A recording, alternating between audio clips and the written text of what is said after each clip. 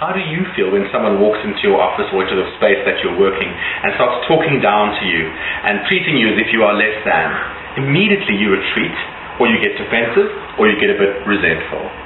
At the same time, if someone walks into your space or your office and starts talking in a very humble and self-effacing way, you lose confidence in them. You tend to dismiss them a little bit.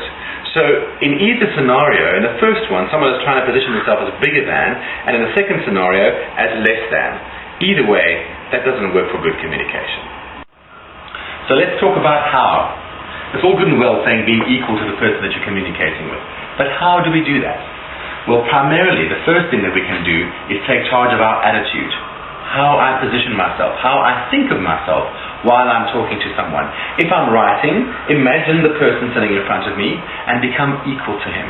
So my attitude about myself is the first thing that I can do to position myself as equal to. That's actually quite simple. The first thing that you can do about that is to get out of our heads. Very often, we tie ourselves in knots, trying to think, what is the other person going to feel? What is the other person going to imagine about this? Whereas the secret is actually to leave your head, go down into your body, and feel grounded. Feel yourself being yourself. And from that place, just imagine yourself as equal to the person that you're talking to. Okay? So step number one will simply be to imagine that you are equal to the person you're talking to. You do that by going into your center and leaving your head.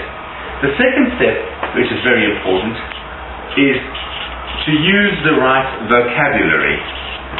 If you're talking to someone whose educational background or whose social milieu is not highly educated, remember to use words that can appeal to them. That's becoming equal to.